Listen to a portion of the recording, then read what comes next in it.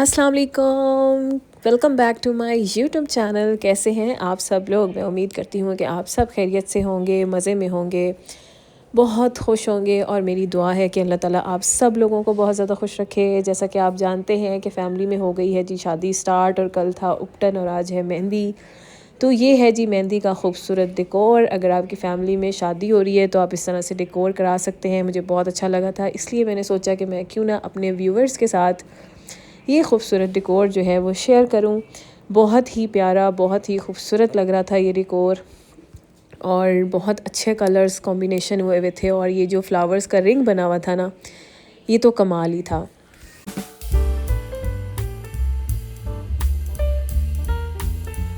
मेहंदी के दिन तो वैसे ही बच्चे बहुत ज़्यादा एक्साइटेड होते हैं, क्योंकि उनको मिल रही होती है जी मेहंदी वाली प्लेट।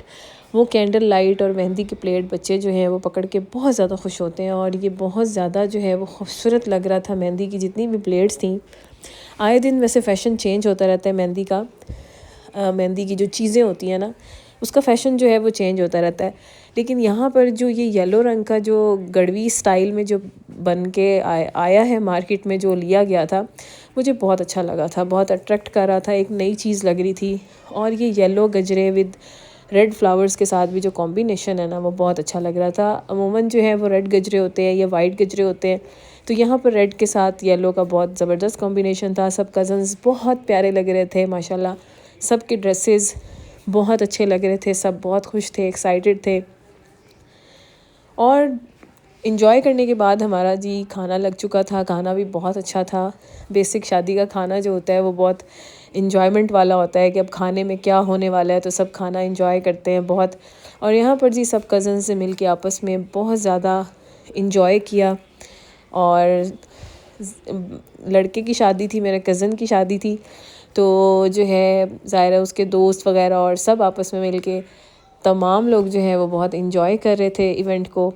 और वो भी साथ इन्जॉय कर रहा था, और उसके फ्रेंड्स भी, कज़न्स भी, सब आपस में मिल के जो है वो अपनी मेमोरीज़ जो हैं वो क्रिएट कर रहे थे। और साथ ही हमें गजरे भी दे दिए गए थे, और हमने गजरों को भी खूब इन्जॉय किया। पर्सनली मुझे अच्छे भी बहुत लगे थे गजरे का कलर, और मैंने बहुत इन्जॉय किया इस, बहुत खुशबू वगैरह हर चीज़। ठीक है, तो यहाँ पर जी ये जो इसकी जो रिंग इन्होंने बनाई थी ना फ्लावर्स के साथ, ओरिजिनल फ्लावर्स लग रहे थे, बेहद खूबसूरत लग रहे थे। तो शादी हमारी फटाफट से मैंने आपको दिखा दी, मेहंदी का फंक्शन। और अब मैं जा रही हूँ घर की तरफ।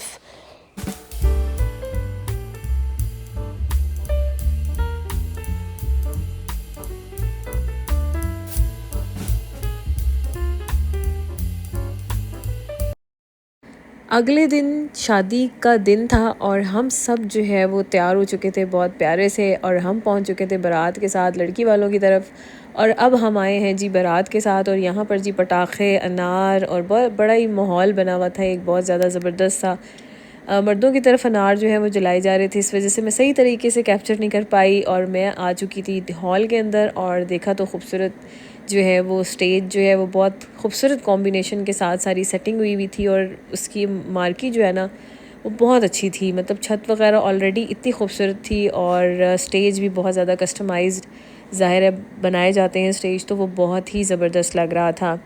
और ये देखें आप, कितने प्यारे फ्लावर्स, क्रिस्टल्स, वाइट फ्लावर्स, बीच में पिंक लाइट, येलो लाइट, बहुत ही प्यारा जो है वो स्मूथ सी एक लुक जो है वो आ रही थी। खूबसूरत, बेहद खूबसूरत लग रहा था। और जिस तरह सोफ़े के इर्द गिर्द जिस तरह से आप देखें वाइट फ्लावर्स किस तरह से लगे हुए हैं, तो बड़ा एस्थेटिक जो है वो लुक दे रहा था। तो खैर हमारा खाना जो है वो खुल चुका था, क्योंकि हम बाराती थे, तो हम जैसे ही पहुँचे तो कुछ देर बाद ही खाना जो है वो लगा दिया गया था।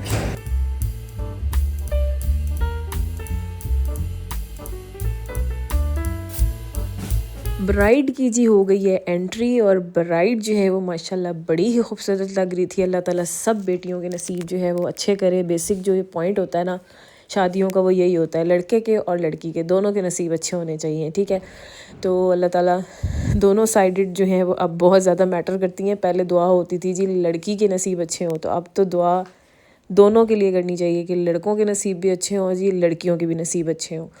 तो यहाँ पर जी फार्म हाउस था बड़ा खूबसूरत, बहुत प्यारा, जहाँ पर जो है वो इनवाइटेड थे, बारात पे हम आए थे सब लड़की वालों की तरफ। और अब हमारा जो है वो वापस जाना है हमने घर की तरफ।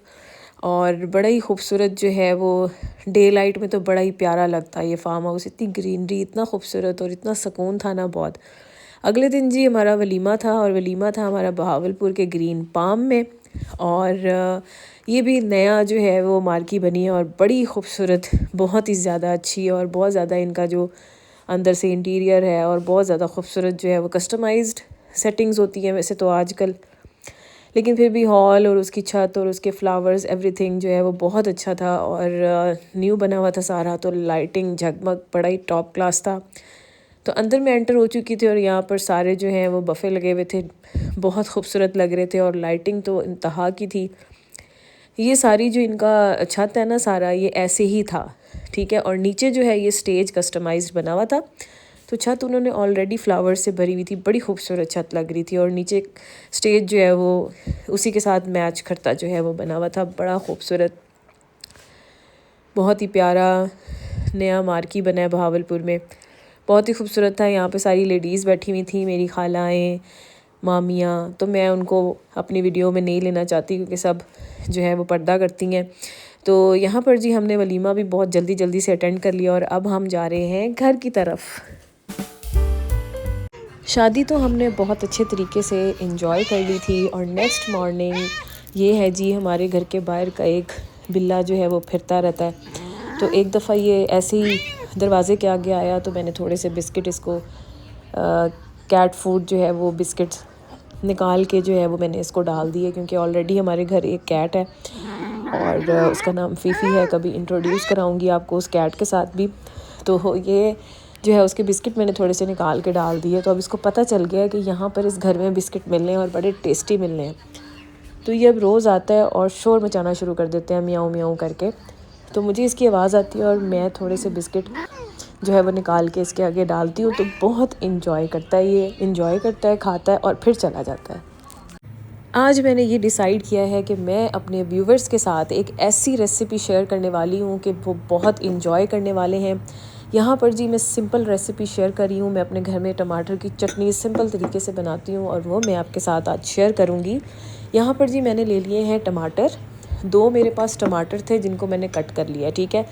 तो यहाँ पर 4 पीस कर लिए हैं उसके। और यहाँ पर जी मैं आपको दिखा रही हूँ कि मैंने लेमन का जो जूस है ना वो ऑलरेडी मैंने निकाल के रखा हुआ है। और यहाँ पर कुटी हुई लाल मिर्च मैं इस्तेमाल करूँगी, नमक हस्बे ज़ायका इस्तेमाल करूँगी, सब्ज़ मिर्च का इस्तेमाल करूँगी और लहसुन के जवे इस्तेमाल करूँगी।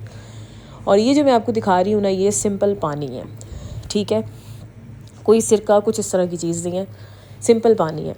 हमने क्या करना है, सिंपल सारे इंग्रेडिएंट्स को चॉपर में डालना है और सिंपल चॉप करना है। हमारी चटनी जो है वो रेडी हो जाएगी। आप चावलों के ऊपर डाल के खाएं, जिस तरह से सऊदी अरब में चावलों के ऊपर मंदी के ऊपर डाल के टमाटर की चटनी इस्तेमाल होती है, या कबाब चपली कबाब के साथ लोग टमाटर की चटनी बहुत इंजॉय करते हैं और बहुत मज़ेदार बनती है। आप चावलों के ऊपर डाल के खाएं, रायता तो आप बनाते ही हैं, साथ इस चटनी को भी सर्व करें, यकीनन आपके गेस्ट आपके घर वालों को बहुत अच्छी लगेगी। क्योंकि इसमें ज़्यादा कोई मसले वाली बात नहीं है, कोई स्पाइसेस नहीं इस्तेमाल हो रहे, कुछ भी नहीं, सिंपल इंग्रेडिएंट्स हैं, घर में मौजूद होते हैं। आप एक छोटी सी चीज़ जो है वो सिंपल इंग्रेडिएंट्स के साथ बहुत मज़ेदार तरीके से जो है वो बना सकते हैं। यहाँ पर मैं 3 मिर्चें इस्तेमाल करी हूँ। अगर आपके घर में स्पाइसेस नहीं पसंद करते तो आप 2 मिर्चें डालें या 1 सब्ज़ मिर्च भी डालें।